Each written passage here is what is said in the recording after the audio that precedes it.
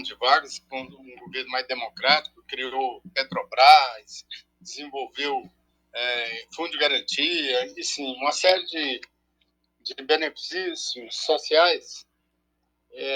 O Roberto Jefferson não está honrando o histórico desse partido.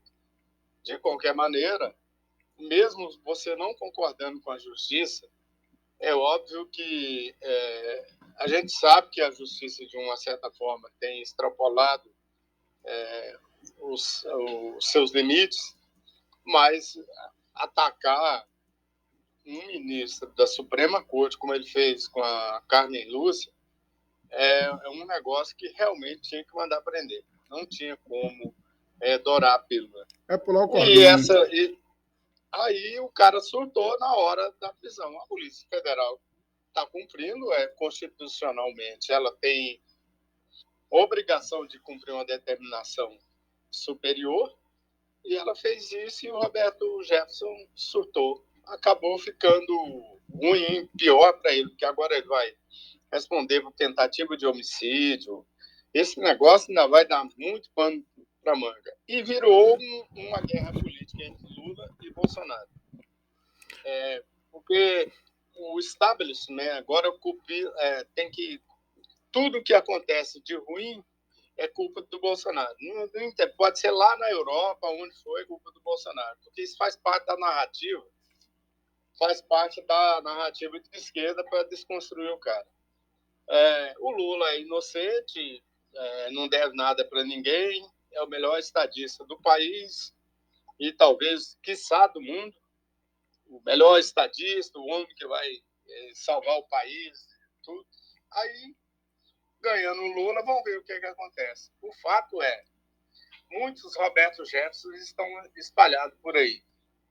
Eu quero saber como, se o Lula ganhar, como é que vai lidar com esses doidos que estão espalhados aí pelo país. O interessante é o seguinte, a pergunta seria o contrário agora. E se você acha que se o Bolsonaro ganhar, a esquerda também vai fazer o que a direita tem? A esquerda vai explodir? Vai. Duvido. Vai porque a gente já perdeu. A esquerda sabe, se ela perder essa eleição, dificilmente ela volta ao poder por esses 8 anos. Porque vão criar uma série de mecanismos, e principalmente com um Congresso conservador como esse que foi eleito agora, é muito complicado você prever que os partidos de esquerda vão ficar nesse discurso, porque é democrático, democraticamente, como diria a Marina Silva. Acho muito difícil perdurar isso. O importante é que há um movimento no mundo todo de centro-direita em face da democracia estar extremamente fragilizada, o regime democrático não ter resolvido os problemas básicos sociais, a Europa está explodindo lá. Nunca se imaginou que um dia a Europa fosse entrar em greve por conta de salário, a França paralisando, a Alemanha cortando benefício por conta dessa crise econômica. Então, a democracia não conseguiu resolver ainda os principais problemas, e o fosso de miséria tem crescido muito.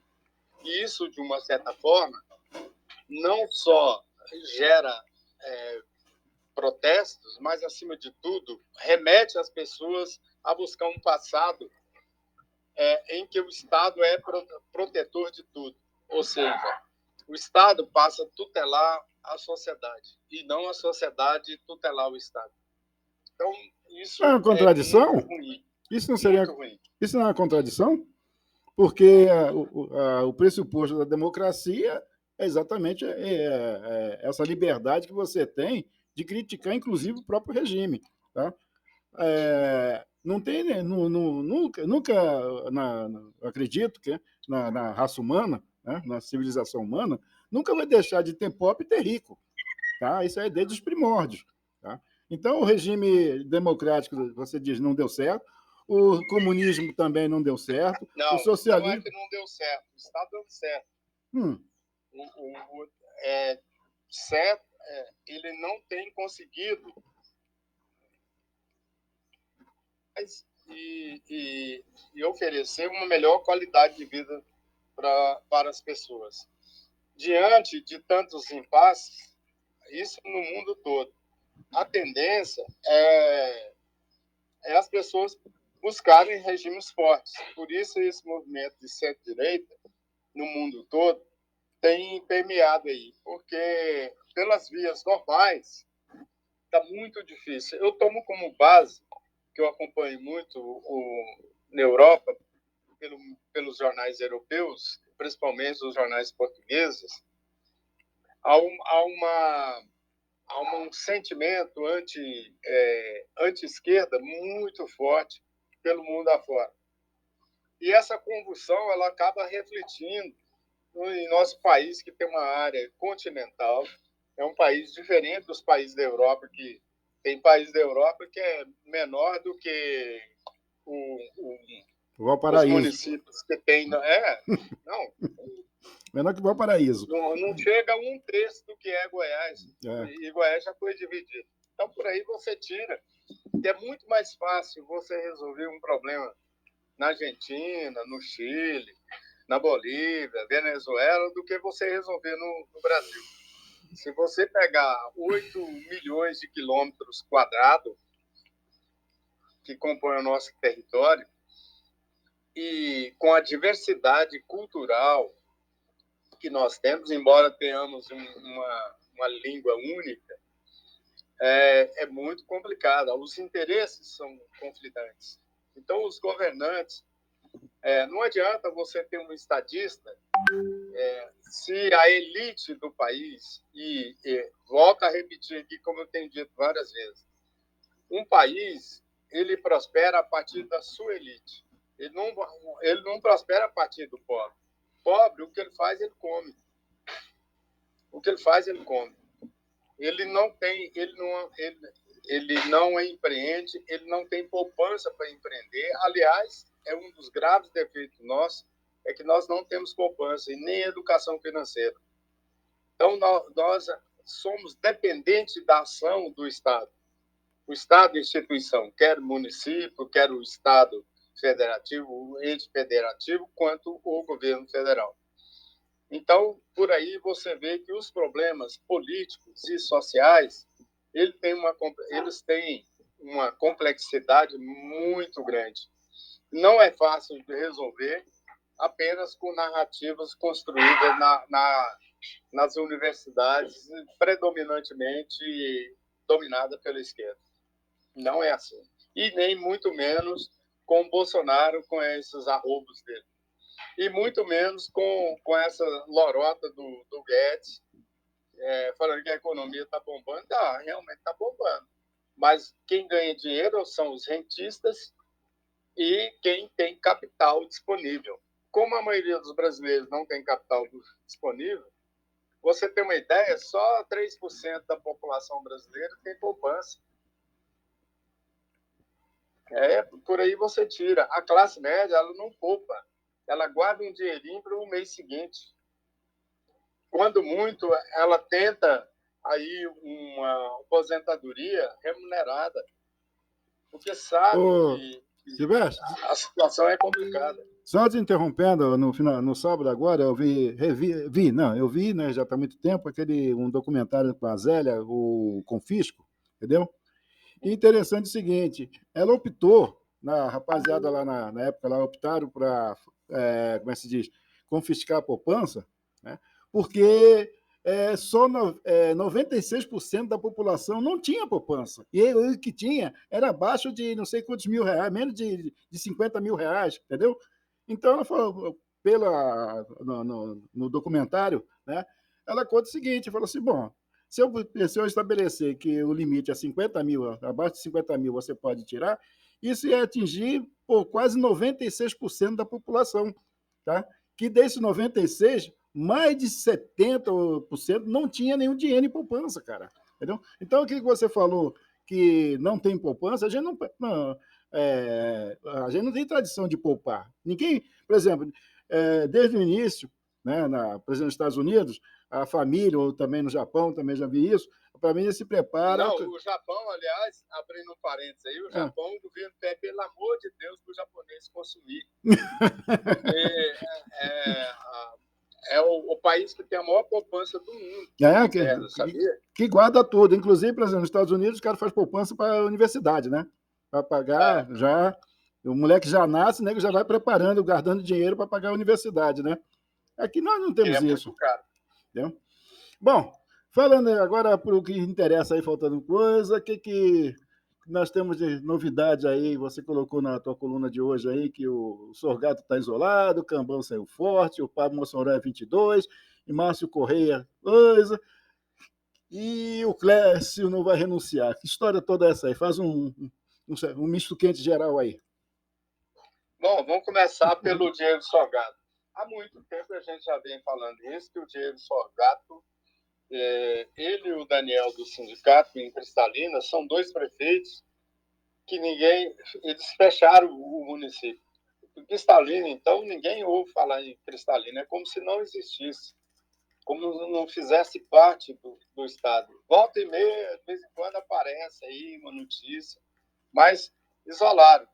E trata-se de um município mais importante aí, o município que tem a maior área irrigada da América Latina.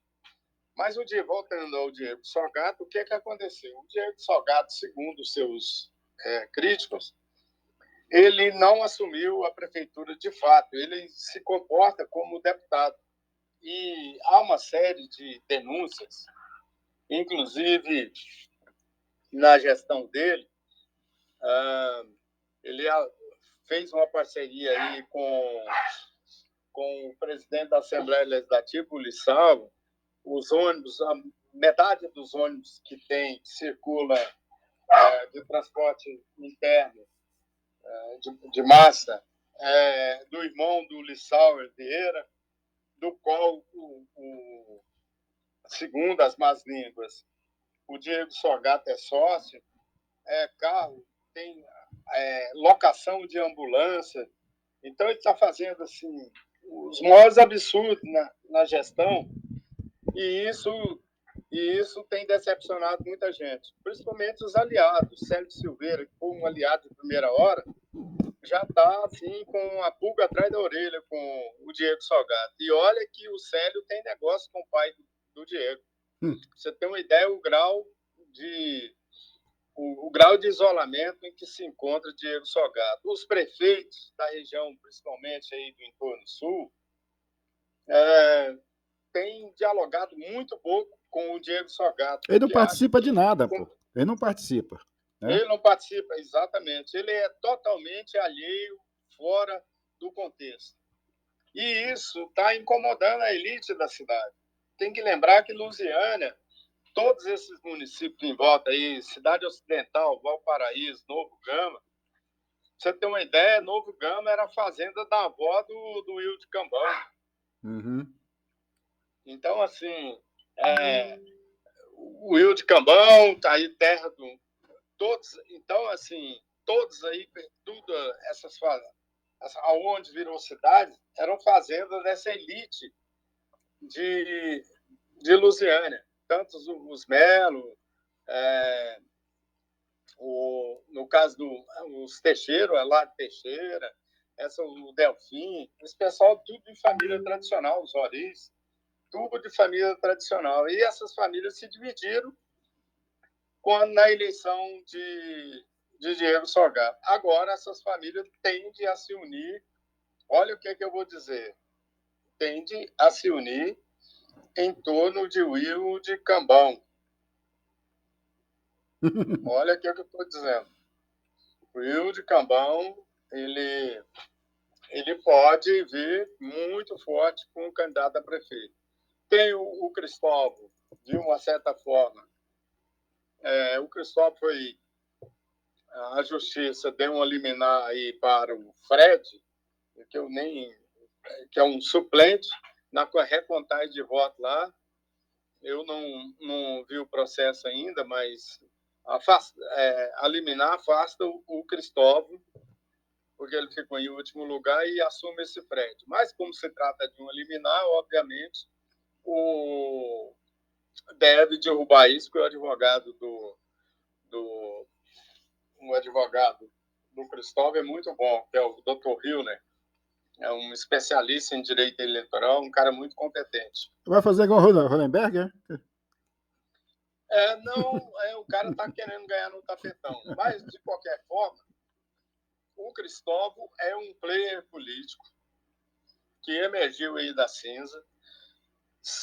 O Wilde Cambão não quer nem saber, nunca mais, nem no futuro, nem no presente, nem nada, não quer saber de Cristóvão.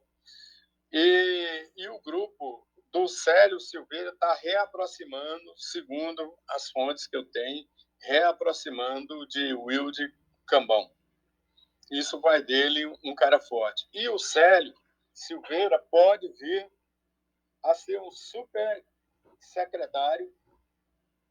Presta atenção no que eu estou dizendo. Pode ser um super secretário aí para a região do entorno, consolidando o papel dele muito forte na região.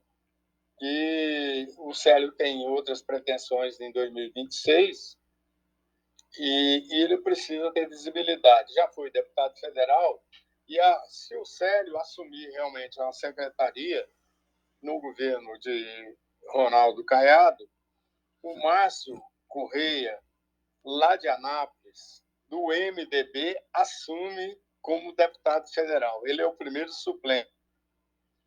Aí resolve o problema do MDB, que ganha mais não perde um deputado, né, com a saída do Célio, e reforça o partido em 2026. Esse é o jogo que está sendo jogado.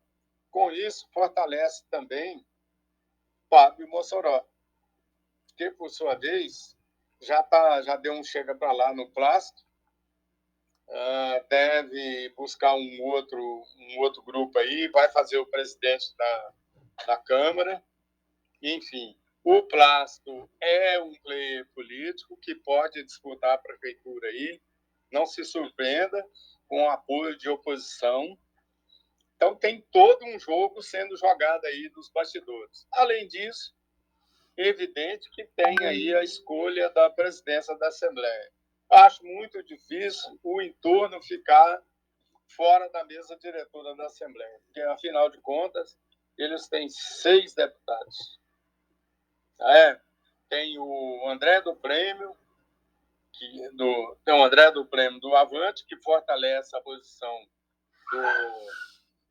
do Plástico, que é do Avante. Tem o André do Prêmio de Santo Antônio Descoberto, que foi eleito. O Anderson, de Águas Lindas, também é do Avante. Do lado de cá, tem o Wilde Cambão, de Lusiânia, Cristóvão, eu vou considerar o Cristóvão, porque eu acho que essa liminar cai. O Cristóvão, Azeli em Valparaíso e Quirino. São 6 deputados e eu acho muito difícil essa região ficar fora da mesa diretora. É isso. Ok, cravou 20 minutos aqui para você, até amanhã, 9 horas em ponto. Até.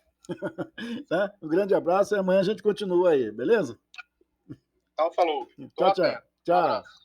Um bom, 9 horas agora em ponto. Tá? 9 horas em ponto. A gente